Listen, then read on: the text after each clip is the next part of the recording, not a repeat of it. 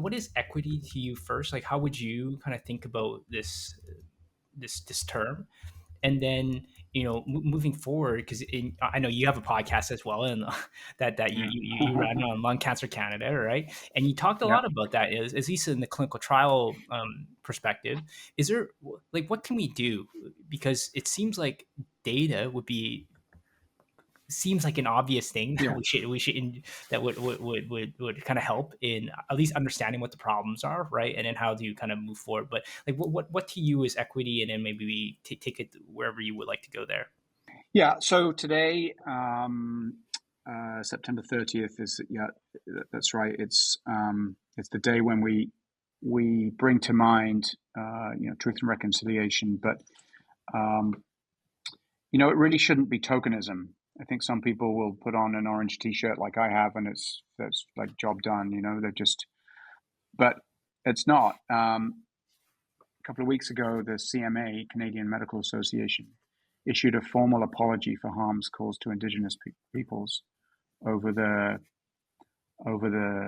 century of the CMA.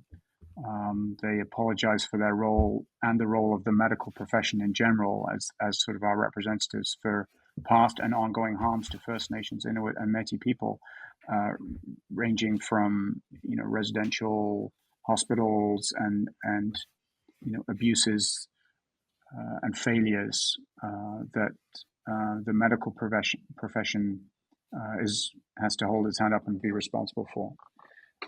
With lung cancer specifically, we know that among Inuit patients, and if you go to Nunavut, the Inuit have amongst the highest lung cancer rates anywhere in the world, about 5 times as high as southern Canada. Wow. We know that lung cancer is more common, not so if we get away specifically from Indigenous issues, but we know lung cancer is more common generally in Indigenous populations, but generally in rural populations, in populations with lower socioeconomic groups, and those can overlap, not always, but they can. So in those rural and lower socioeconomic groups, not only is lung cancer more common, it's also more deadly. So it's more likely to be diagnosed at later stages, and stage for stage outcomes are worse. So we have an equity issue, and we're not unique in that. I think there's lots of data coming out of the US about African American populations in the South and poor outcomes, poor access to clinical trials. But I suspect if you had any sort of open-minded society that looks at its health outcomes in its Indigenous populations, you'll see similar things. I'm not going to name call other countries because I don't know their data, but we just have to put our hands up in Canada and say there is an issue.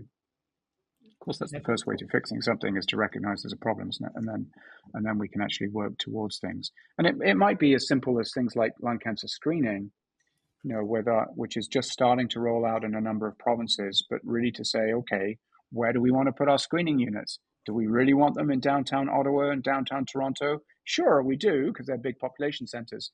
But are they really, do we want them in also access in small town Canada, where the lung cancer rates are higher? And that's probably the answer.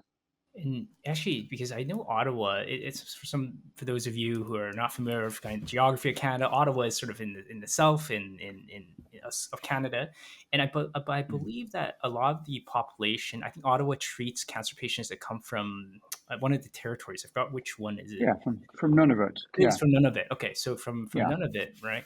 So you would probably actually see, I'm not everyone in Nunavut is Indigenous, but there's probably quite a large Indigenous population that the majority, the majority that comes down and is treated by yourself and your colleagues, right? Do you find that is it really what's the biggest issue? Is it really kind of a geographical issue more so than anything, meaning that they would have to fly down here or fly down to yourself and get treatment, or is it something else? So, Lester, I would suggest that you have another episode of the podcast specifically on this issue, and you don't ask a white English guy to comment, because I think what I'm learning and have learned over the years of being here is that um, nothing about me without me, and so ask people from the territories, ask people from indigenous communities about lung cancer. I can tell you just sort of nuts and bolts. Um, Nunavut's got a population of around 35 to 40,000 people. The main hospital is in Iqaluit, in the provincial, so the territorial capital, which has a population of around 8,000. And most of the population of Nunavut is Inuit, and the non-Inuit population is not exclusively, but largely in Iqaluit. Iqaluit, the Kikitani Hospital in Iqaluit has a number of resources, but they're not extensive. They have a CT scan, so we can get scans done there. There's limited access to biopsies. We're just starting to think about cancer treatments in Nunavut.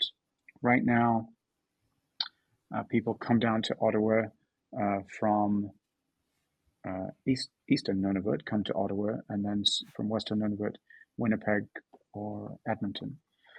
And wouldn't it be nice to have the resources so that people didn't have to be away from their families and their loved ones for so long, to have all of their treatments down here?